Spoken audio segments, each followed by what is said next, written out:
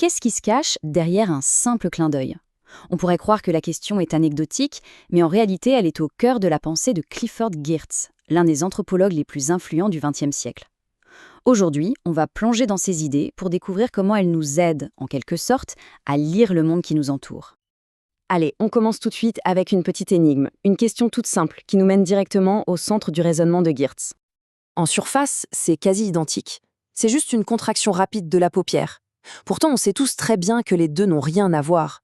L'un, c'est un réflexe, un spasme sans intention. L'autre, c'est un message rempli de sens. C'est cette différence en apparence si fine qui est fondamentale.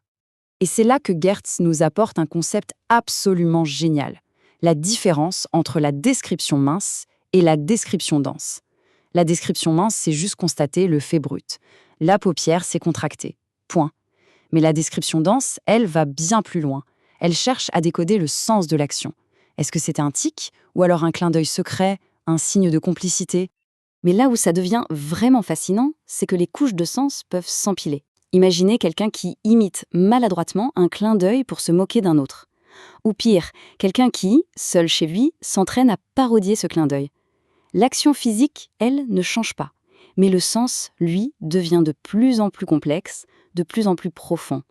Bon, cette idée de couche de sens, c'est vraiment la clé de tout. Ça nous amène directement à l'outil principal de Geertz pour analyser le comportement humain. En fait, la description dense, c'est l'art de ne pas s'arrêter à ce que l'on voit. C'est creuser, pour comprendre ce qui est communiqué à travers un geste, une parole, un rituel. Il ne s'agit plus seulement de voir, mais de lire le comportement humain comme on lirait un texte. Pour Geertz, le plus important n'est pas de savoir ce que les gens font, mais plutôt ce qui est en train d'être dit à travers ce qu'ils font. Chaque action devient alors une sorte de message. Est-ce que ce geste exprime de la fierté, de la colère, de l'ironie? Voilà les vraies questions.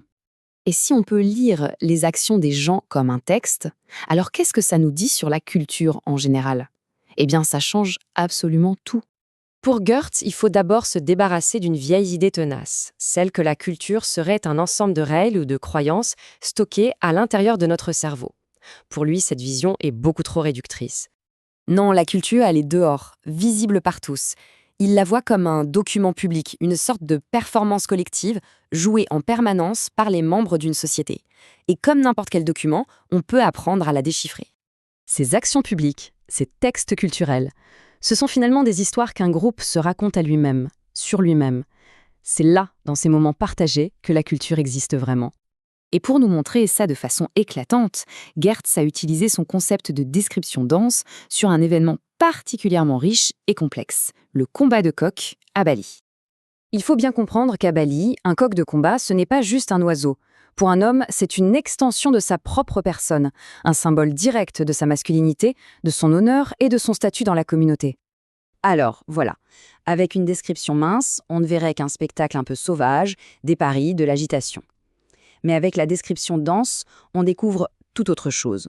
Un véritable drame social qui se joue sur le statut, la virilité, la hiérarchie et même la vie et la mort. Au fond, le combat de coq, c'est bien plus qu'un simple divertissement. C'est une façon pour les balinettes d'interpréter leur propre réalité sociale. C'est une sorte de commentaire en action sur leur propre monde. Et comme le dit Geertz, c'est littéralement une histoire qu'ils se racontent sur eux-mêmes. Tout ça nous amène à une dernière idée, une conclusion un peu vertigineuse sur ce que c'est finalement que d'analyser une culture.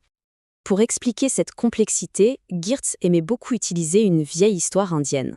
Ce que cette fable nous dit, c'est qu'en analyse culturelle, il n'y a pas de socle définitif, pas de vérité factuelle sur laquelle on pourrait s'appuyer. Chaque interprétation qu'on propose repose elle-même sur d'autres interprétations, qui reposent sur d'autres interprétations, à l'infini. C'est des tortues jusqu'en bas. Au final, l'œuvre de Geertz est une invitation à regarder notre propre monde, que ce soit la politique au bureau, un grand événement sportif ou un simple repas de famille, et à se poser la question, sans même s'en rendre compte, quelles sont les histoires que l'on se raconte sur nous-mêmes. La réponse, bien souvent, ne se trouve pas dans les grands discours, mais dans les clins d'œil du quotidien.